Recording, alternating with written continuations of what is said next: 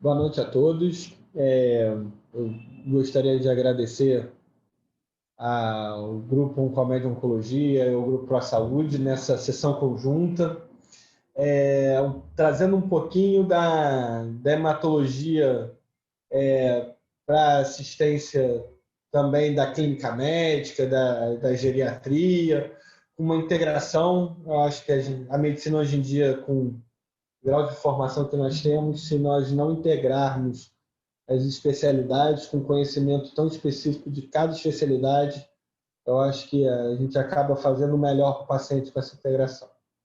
Bom, então, essa aula de hoje é sobre anemia no idoso. Então, são aspectos gerais de anemia no idoso, então não vamos aprofundar tanto em cada patologia específica, vai ser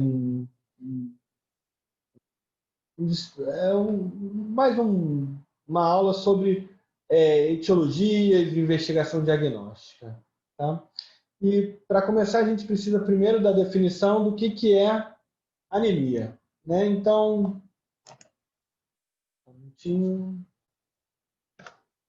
pronto.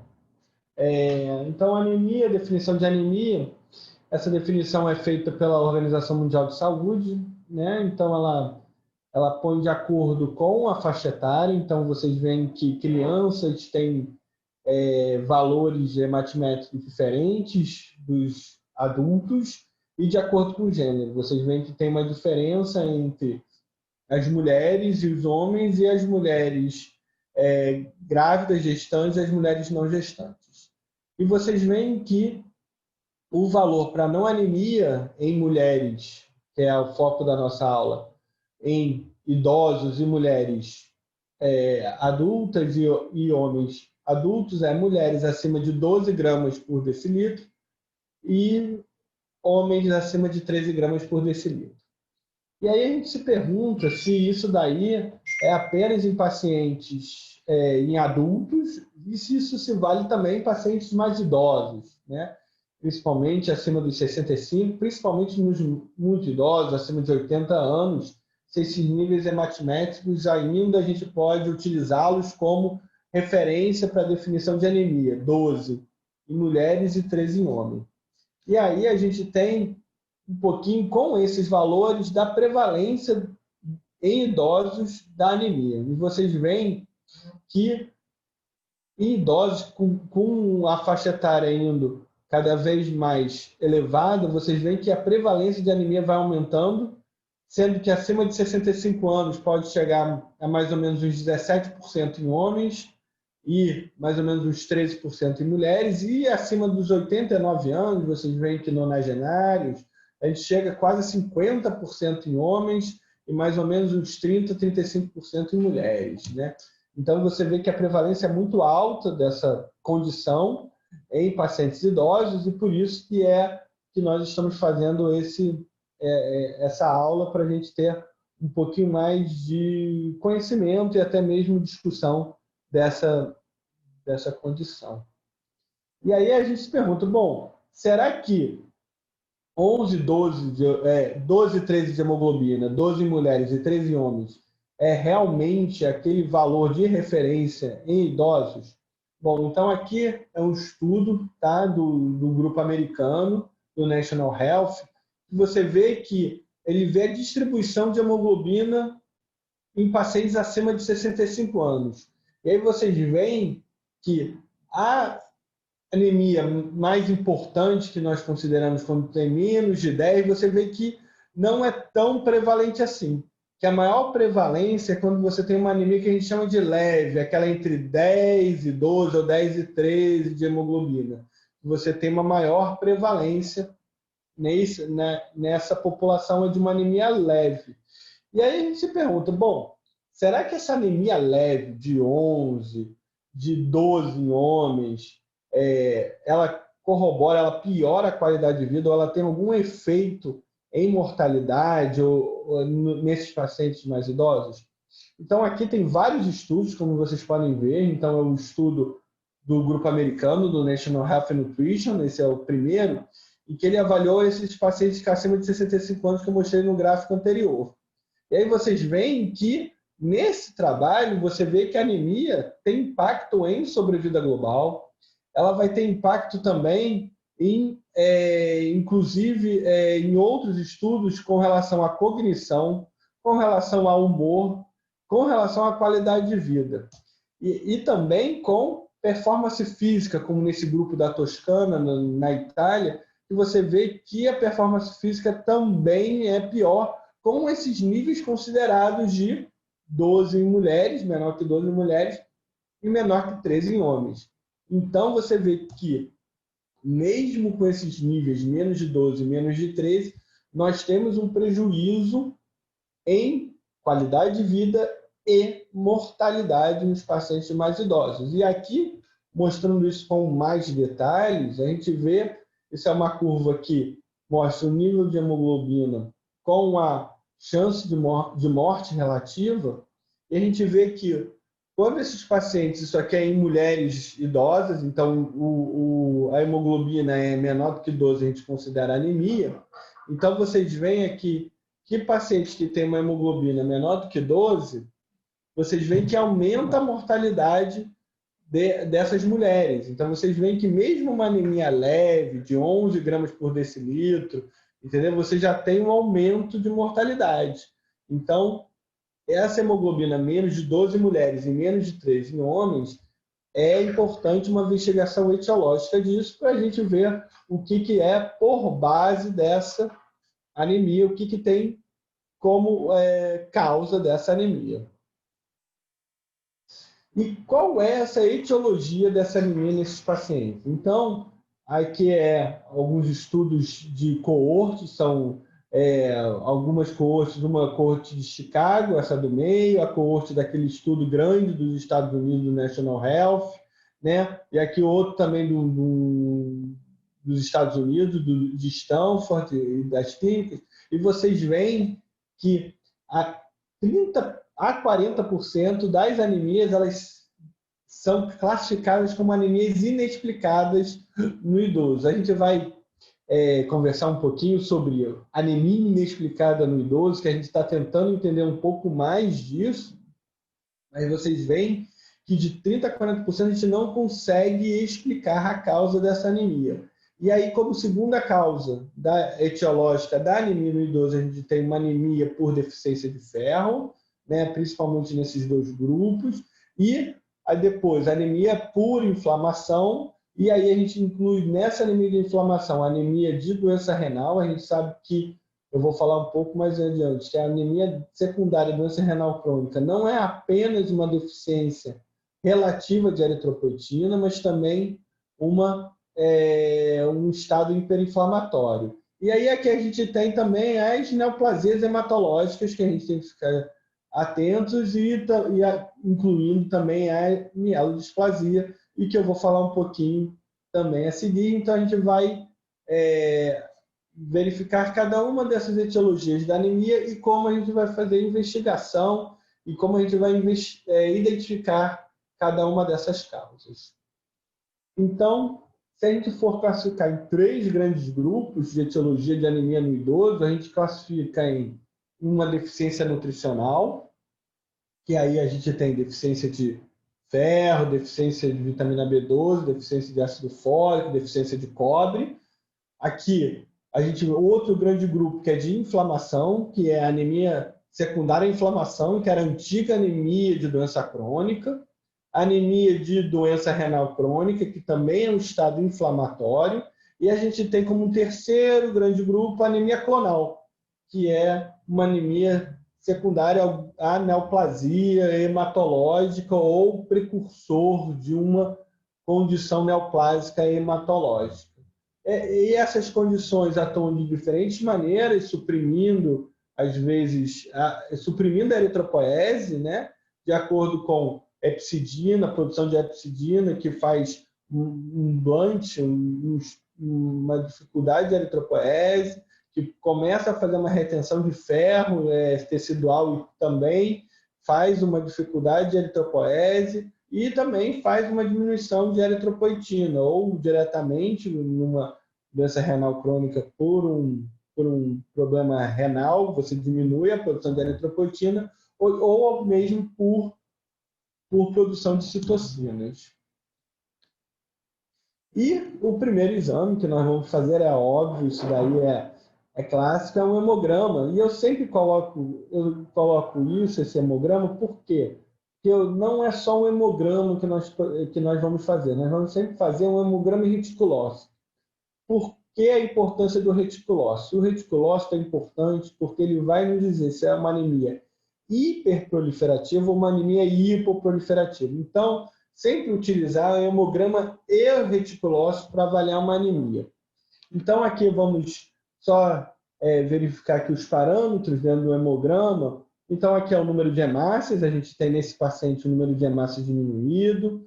Aqui é a hemoglobina, e aí você vê que é uma hemoglobina diminuída. E aqui o hematócrito também, vocês veem que nesse paciente está diminuindo o hematócrito. E a gente tem o volume corpuscular médio, que a gente vai classificar a nossa anemia em microcítica, normocítica ou macrocítica. E a gente tem aqui o HCM e o CHCM, fazendo com que a nossa anemia seja hipocrômica, normocrômica ou raramente hipercrômica. A hipercromia é uma raridade, apenas esferocitose que corrobora com hipercromia. Então, normalmente, anemias vão ser anemias ou normocrômicas ou hipocrômicas. E aqui a gente tem o índice de anisocitose, que é essa distribuição dos glóbulos vermelhos, do tamanho dos glóbulos vermelhos, e o índice de anisocitose é importante porque a gente vê a diferença de tamanho. Então, aí a gente vê aqui nessa primeira parte dos índices hematimétricos, que são importantes, a gente vê se uma anemia é normocrômica, normocítica, hipocrômica, microcítica, com ou sem anisocitose, a gente classifica de uma primeira maneira a nossa anemia. A morfologia da série vermelha, normalmente o laboratório nos fornece. Isso é feito por uma análise do sangue periférico, uma hematoscopia, e pode nos dar dicas da etiologia dessa anemia. E aí, aqui no final, vocês veem leucócito e plaqueta, que isso daí é muito mais para... não é o escopo dessa aula, mas para ver condições hematológicas associadas, se tem uma bicitopenia ou até mesmo pancitopenia. E o reticulócito, como eu falei. Reticulócito pode ser dado como percentual e como valor absoluto. Uma maneira fácil de analisar o reticulócito, eu gosto muito de utilizar o valor absoluto. Reticulócito menos de 75 mil, anemia hiperproliferativa. Reticulócito acima de 100 mil, anemia hiperproliferativa. Então, o reticulócito, por número absoluto, ele é muito mais fácil. Então, nesse caso aqui, desse hemograma, nós temos uma anemia com microcitose, com hipocromia, com anisocitose e reticulopenia. Então, isso aí é uma anemia, provavelmente, que a gente vai investigar a causa de uma anemia hipocrômica microcítica. Então, fez essa análise de hemograma, fez essa análise do reticulócito, a gente vai ver. A hemoglobina é menos de 12 gramas por decilitro em mulheres ou menos de 13 gramas por decilitro em homens? Se não, não precisa de nenhuma ação, isso não é anemia, a gente não precisa fazer uma investigação. Se sim, a gente vai fazer uma investigação etiológica dessa diminuição dos níveis hematimétricos. E o primeiro exame que a gente vai fazer é uma cinética do ferro. Então, os dois parâmetros principais da cinética do ferro é a ferritina e a saturação de transferrina. Uma ferritina menos de 30, ela nos diz que tem uma deficiência de ferro. Uma ferritina num valor intermediário entre 30 e 100, com uma saturação menos de 20%, aqui pode ou não ter uma anemia por deficiência de ferro, e aqui a gente vai entrar num teste empírico da deficiência de ferro, vai dar um ferro oral e ver se melhora essa anemia. Uma ferritina acima de 100 exclui uma deficiência de ferro. Então, aquele hemograma que eu mostrei anteriormente, que era uma anemia hipocrômica, microcítica, com anisocitose e reticulopenia, é um hemograma clássico de anemia ferropriva. Então, se a gente fosse fazer uma investigação adicional, a gente faria uma ferritina e a saturação de transferrina, e com aqueles enzimas antiméticos anteriores, provavelmente teria uma ferritina menos de 30 e uma saturação de transferrina menos de 20. Então, a anemia ferropriva, como eu mostrei anteriormente, é a segunda etiologia mais comum na anemia do idoso. E aqui, esse quadro, que é uma revisão da Lancet, muito interessante, a gente vê que a primeira coisa que nós temos que fazer quando nós diagnosticamos uma anemia ferropriva é tratar a causa. Anemia ferropriva, temos que tratar a causa. E nos nossos pacientes idosos, qual é a causa que nós temos que ficar atentos? É descartar sangramento. Principalmente, a gente tem que descartar a neoplasia de trato gastrointestinal. E aí, nesses pacientes com anemia ferropriva idosos, o ideal é descartar sangramentos e fazer uma endoscopia colono para a gente descartar uma neoplasia de trato gastrointestinal. Lembrando que muitos pacientes idosos também usam antiagregante, anticoagulante, e eles também podem ter sangramentos visto o uso dessas medicações. Mas, como é de maior gravidade, sempre pensar em neoplasia de trato gastrointestinal para excluir, visto que o diagnóstico precoce melhora o prognóstico. E aí, nesses pacientes que a gente tratou a causa, a gente trata e a gente suplementa com ferro oral. Né? Sempre a primeira indicação é ferro oral, né? Se não tem nenhum distúrbio de desabsorção, é o ferro oral. E aí a gente faz o acompanhamento, como mostra esse algoritmo aqui. Mas o mais importante que eu queria mostrar aqui nesse diapositivo é com relação à causa, que sempre temos que ir atrás da causa de uma anemia ferropriva. Não adianta ficar dando ferro se nós não identificamos a causa, senão vamos ficar dando ferro diversas vezes e o paciente, assim que parar o ferro, vai piorar da anemia. E essas causas podem ser causas graves, como a neoplasia de trato gastrointestinal. E aqui é uma recomendação de um artigo de saúde pública, de saúde da família, que ele mostra que a ferritina baixa é associada com o diagnóstico de anemia por deficiência de ferro. Então, lembrar que a ferritina é o principal marcador para a deficiência de ferro, e a ferritina menor do que 30, ela corrobora essa deficiência de ferro, que os pacientes idosos com suspeita de deficiência de ferro devem fazer endoscopia ou colonoscopia para descartar neoplasia do trato gastrointestinal. E aqui é uma outra recomendação interessante, que às vezes não precisa dar formulações em altas doses. Então, você pode fornecer uma formulações com baixa dose de ferro elementar, como 15 miligramas podem ser efetivos e diminuir o efeito, principalmente o efeito de trato gastrointestinal, comparados com as preparações que a gente tem comuns de ferro já comercializadas.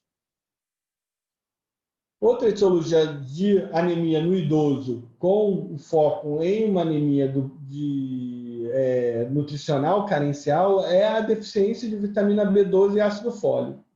Ao contrário dos adultos, em que a principal causa de deficiência de vitamina B12 é uma anemia perniciosa, que é uma gastrite autoimune, atrófica, com anticorpo anti-célula parietal, anticorpo antifator intrínseco, no idoso, a principal causa de deficiência de vitamina B12 é a hipocloridria, é um distúrbio de absorção nesses pacientes. E isso vai levar a uma deficiência de vitamina B12, como vocês podem ver.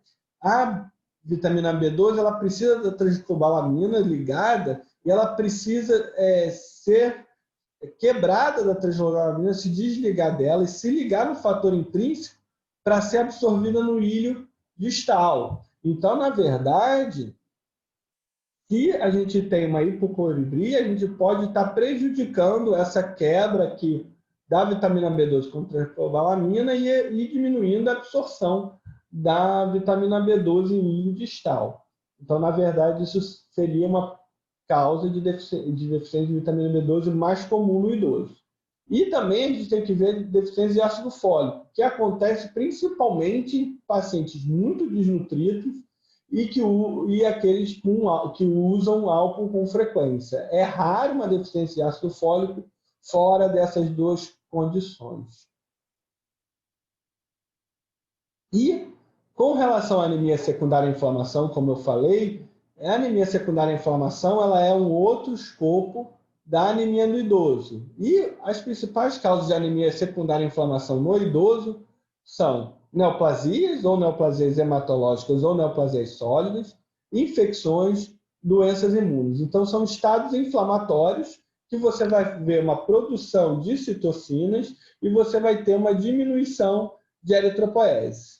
E isso vai levar a uma anemia no paciente idoso. E aí vocês veem aqui, nessa tabela, que a anemia do idoso eles incluem como uma causa da anemia da inflamação. E eu vou explicar à frente, quando eu vou falar um pouquinho de anemia inexplicada, por que a anemia do idoso está inserida aqui nesse grupo de anemia secundária à inflamação.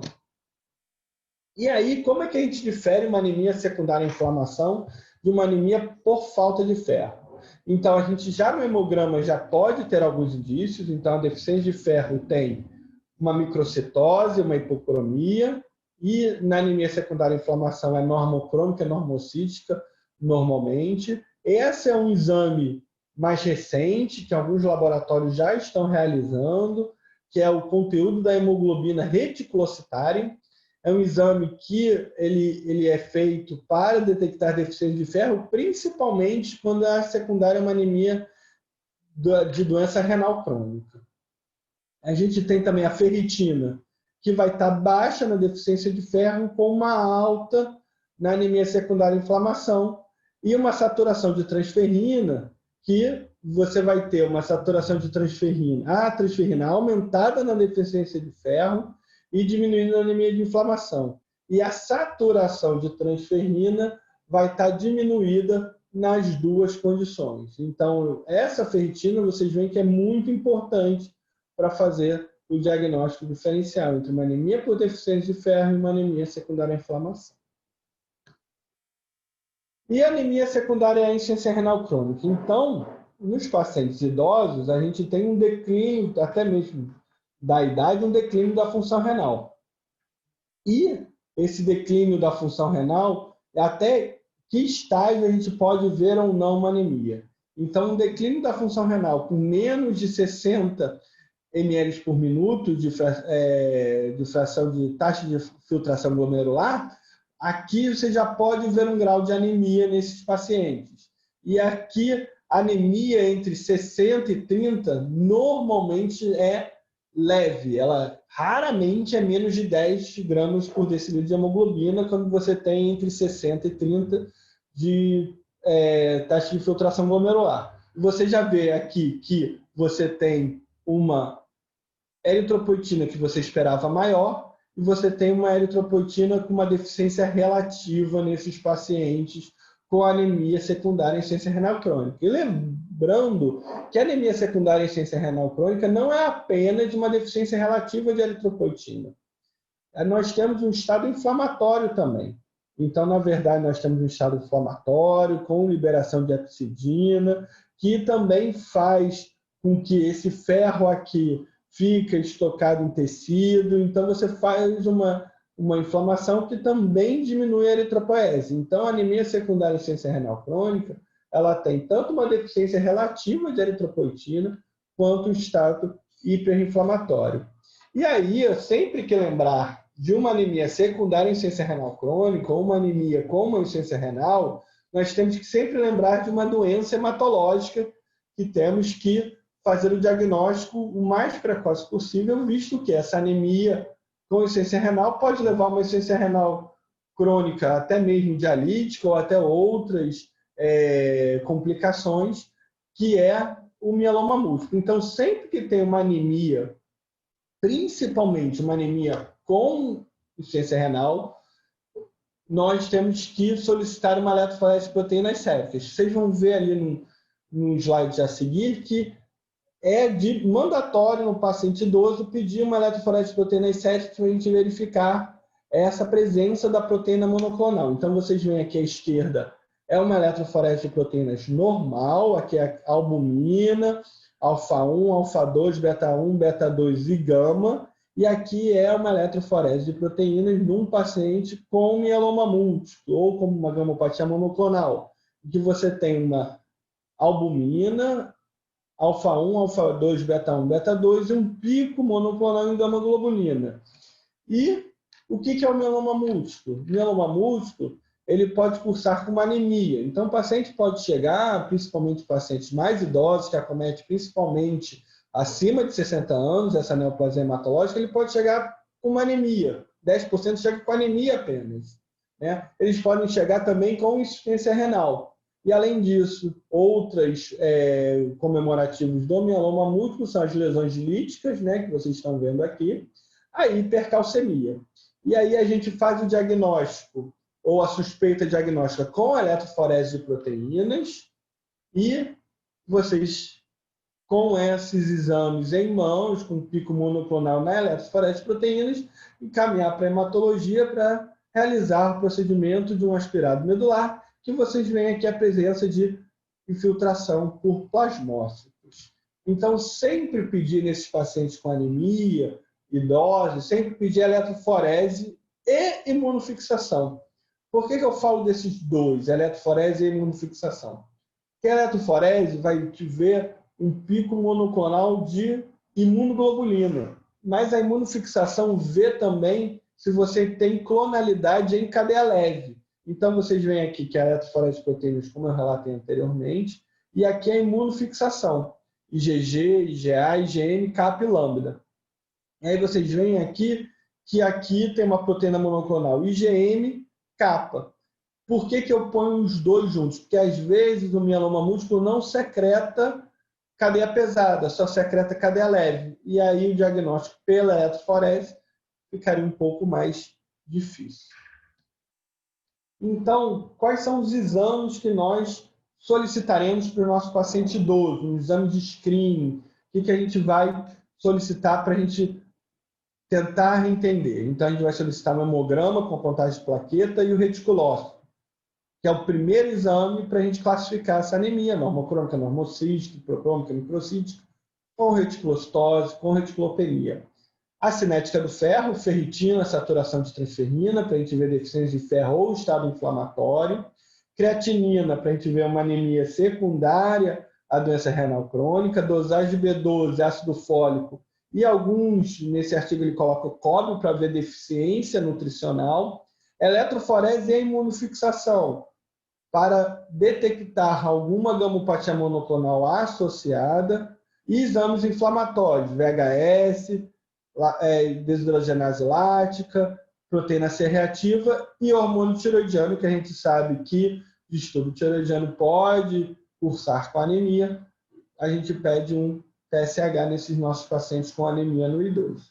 E aqui é um fluxograma, mais ou menos para guiar como é que a gente faz essa investigação. Mas a gente vai fazer normalmente na nossa prática clínica concomitante esses exames. E aí a gente vai ter esses exames já em mão e a gente já vai ter o discernimento da anemia e se a gente precisa do hematologista nessa investigação de anemia.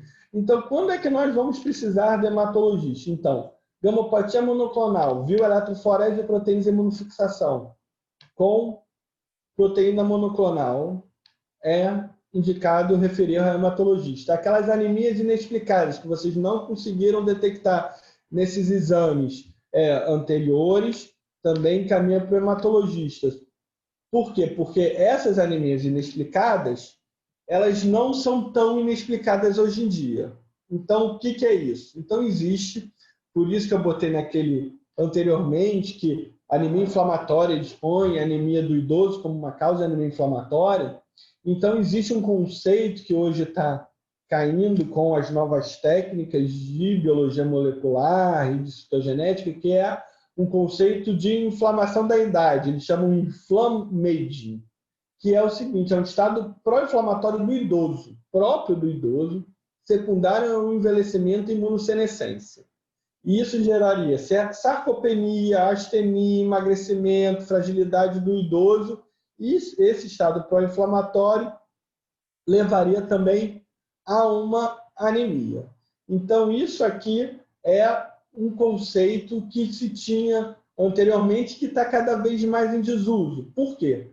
Porque cada vez mais estamos fazendo alguns testes genéticos. Então, a gente está investigando essa anemia em idoso, e aí uma investigação final, que é pelo hematologista, é o procedimento de mielograma e biópsia de medula óssea. E o que a gente faz nesse mielograma? A gente não faz apenas o aspirado medular. Hoje em dia a gente faz citogenética, NGS, que é Next Generation Sequencing, para ver alguma biologia molecular, e cada vez estamos detectando anormalidades nesses pacientes idosos. E aí o conceito de anemia inexplicada ele já está ficando um pouco em desuso. Por quê? Porque nós estamos detectando nesses pacientes com discreta anemia algumas anormalidades citogenéticas e moleculares. O que nós temos que entender é qual é o momento de fazer esse mielograma e essa pesquisa molecular citogenética no paciente idoso. Por quê? Porque essas condições, embora nós estamos estudando, isso é muito mais em termos de pesquisa clínica, muito mais para evidência científica do que uma mudança de prática clínica. O que nós estamos vendo hoje em dia? Nós estamos vendo um aumento disso aqui, que se chama CHIP. O que é o CHIP? Hematopoese clonal. Então, o paciente tem uma alteração clonal na medula óssea de significado indeterminado. Nós não entendemos o que esse chip vai dar. Nós estamos estudando isso, mas a gente já detecta nos exames genéticos que ele tem uma alteração. Tem alguns estudos que mostram que esses pacientes com chip, é um estudo da New England publicado, eles aumentam o risco de doença aterosclerótica. Mas nem todo mundo a gente vai fazer esse painel genético. É um painel genético caro e nem todo mundo a gente vai submeter a um mielograma, uma biópsia óssea, e aí a gente vai ter que analisar risco-benefício no nosso paciente. E aí vocês veem que essa anemia inexplicada virou anemia de significado indeterminado, anemia de significado clonal. O que é isso? É quando você tem uma citopenia e uma alteração clonal. Então, com o avanço dos exames genéticos, a gente está conseguindo identificar melhor o que é essa anemia de inflamação do idoso. Não estamos entendendo como um todo, mas estamos conseguindo identificar melhor. E o mielograma e a biópsia, e até o chip, e essas condições, a gente fica preocupado de evoluir para a mielodisplasia, né? Mielodisplasia é uma doença clonal da medula óssea que cursa com citopenias e tem uma alteração displásica e molecular e citogenética nos pacientes idosos, e esses pacientes que são alto risco têm um prognóstico ruim, com evolução para leucemia aguda. No de baixo risco, a gente ainda tem algumas alternativas de suporte, mas o que a gente vê nessas anemias inexplicadas, o que a gente fica de olho, né, na prática clínica, não é nem tanto o chip, essas causas que ainda estão em estudo, mas sim uma mielodisplasia que precise de uma intervenção terapêutica. Bom, eu queria agradecer, obrigado pela participação de todos, e a aula será disponível até para o grupo da ProSaúde, para o grupo da Oncomed, e se tiver alguma pergunta, eu estou à disposição. Obrigado a todos.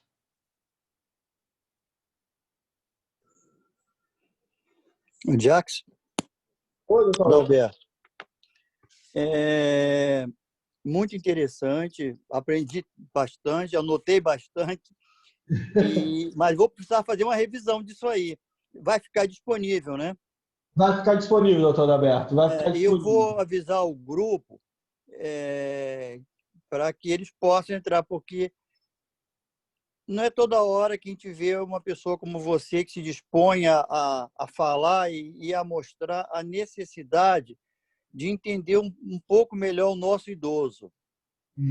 E isso que você nos trouxe foi bastante foi simples assim para você falar que é da área, né? Mas para quem não é da área tem mais dificuldade. Mas você mostrou de um modo assim bastante prático, bastante eficiente. E como você falou que vai ficar, eu vou voltar a fazer uma chamada no grupo para que eles possam acompanhar. Não só eles, mas eu também encaminhei para o Cláudio Tinoco, não sei se você conhece, irmão do Evandro, Conheço. e ele colocou no grupo do Antônio Pedro. Tá ótimo. Entendeu? Então, com certeza, alguém vai olhar. Eu quero te Tá agradecer ótimo. o seu carinho, a disponibilidade do teu horário, que eu sei que você tem a vida bastante ocupada, e só dizer muito obrigado. Que Deus continue abençoando sua vida e todo o pessoal da Oncomed também.